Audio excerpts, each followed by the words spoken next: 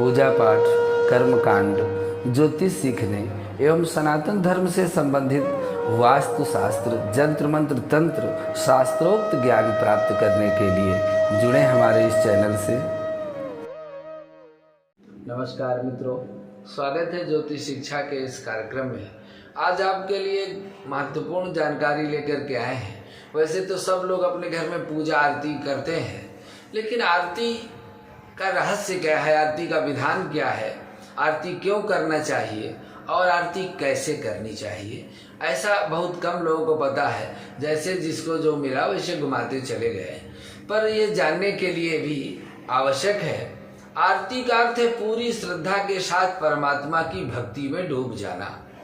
यदि हम बहुत प्रकार से पूजा नहीं कर सकते, केवल भगवान की आरती का दर्शन करते हैं, इसीलिए बहुत से लोग आरती के समय ही मंदिरों में जाते हैं।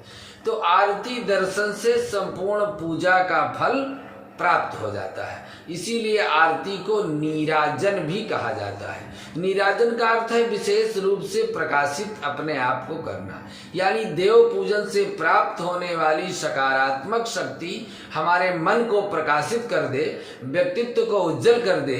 बिना मंत्र के किए गए पूजन में भी आरती कर लेने से पूजन की पूर्णता हो जाती है। स्कंद पुराण में भगवान की आरती के संबंध में कहा गया है कि यदि कोई व्यक्ति मंत्र नहीं जानता और पूजा विधि भी नहीं जानता, लेकिन भगवान की आरती की जा रही हो, उस आरती का दर्शन करता है भक्ति से, तो उसको उसकी पूजा भगवान स्वीकार कर लेते हैं। आरती दर्शन का ये महत्व है। तो आरती दर्शन में सबसे प्रथम आरती के लिए रुई के साथ घी की बत्ती बनाई जाती है। और घी समृद्धि का कारक है, समृद्धि प्रदाता है। घी रूखापन दूर करके जीवन में एक स्निग्धता को प्रदान करता है। भगवान को अर्पित किए गए घी के दीपक का मतलब है कि जितनी स्निग्धता इस घी में है, उतनी ही स्निग्धता हमारे जीवन में अच्छे कार्य बनते चले जाएं, कभी किसी प्रकार की रुकावटों का सामना करना ना पड़े। आरती में शंख ध्वनि और घंटा ध्वनि का विशेष महत्व है।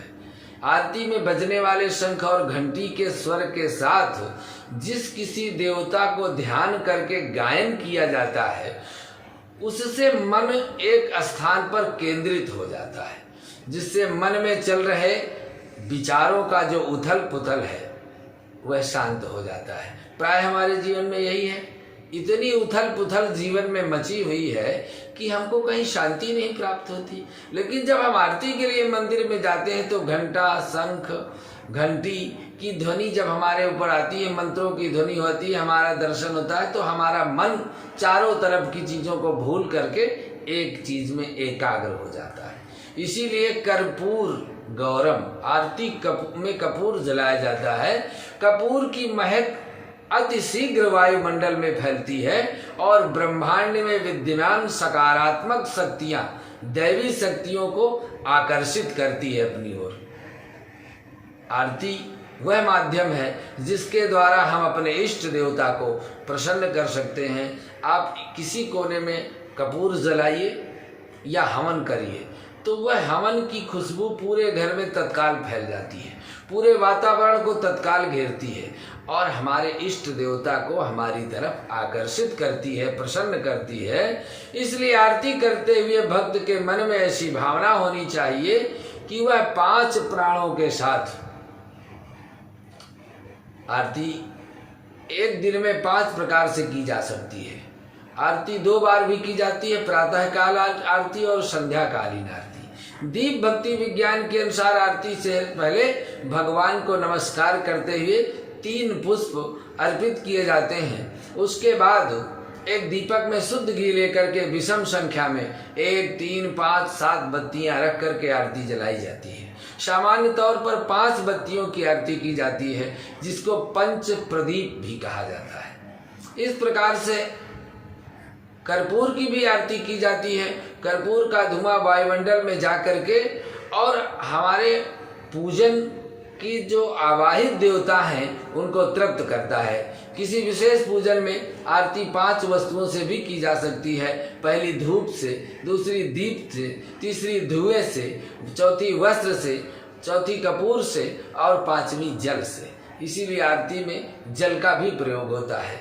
जल से भी आरती के थाल में एक जल से भरा लोटा, अर्पित किए जाने वाले फूल, कुमकुम, चावल, दीपक, धूप, कर्पूर, धुला हुआ वस्त्र, घंटी, आरती संग्रह की किताबें, ये सब कुमकुम से स्वास्तिक की आकृति थाली में बना लेना चाहिए और उस थाली के मध्य में फिर आरती का दीपक स्थापित करना चाहिए। भगवान के सामने आरती इस प्रकार से घुमाकर करनी चाहिए जैसे कि ओम की आकृति बनती है। ऐसे, ऐसे और फिर ऐसे ओम बनाना है आरती से।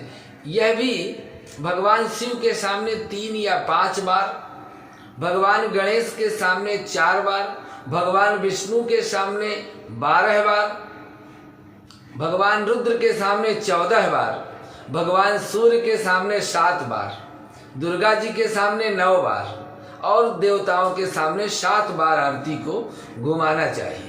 यदि दीपक को घुमाने की विधि को लेकर कोई उलझन हो रही हो तो आगे दी गई एक वैदिक विधि है, उससे भी हम आरती के क्रम को पूरा कर सकते हैं।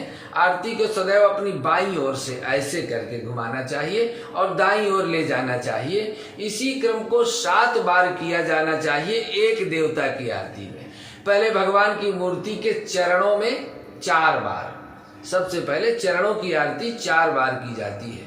फिर उसी को नाभि देश से नाभि तक 2 बार और मुखमंडल में 1 बार घुमाना चाहिए। यह 7 बार आरती हो गई। इसके बाद देव मूर्ति के सामने आरती को गोलाकार पूरे में 7 बार घुमा करके रख देना चाहिए।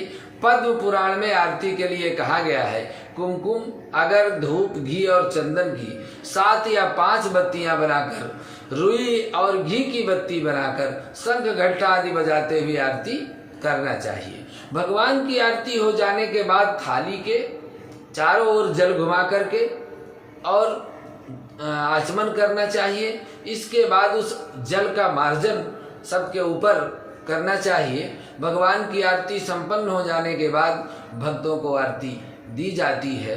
इस तरह से सभी भक्त उस आरती को लेते हैं और अपने जीवन की जो नेगेटिविटी है, जो चिंताएं हैं, उनको संपन्न करके दंड प्रणाम करके देवता को नमस्कार करके अपने घर को जाते हैं। और जिस समय आप आरती से निकलते हैं तो आपका तन और मन दोनों पवित्र होते हैं, विचार आपके मन में सुंदर आते हैं। अब आप स्वयं समझ गए होंगे कि जब सुंदर स्वच्छ विचार अंदर से जागृत होंगे तो हमारे जीवन में कितनी सुख और शांति आ सकती है। आज के लिए बस इतना ही। अगले भाग में पुनः आपके लिए एक दिव्य प्रयोग लेकर उपस्थित होते हैं। नमस्कार।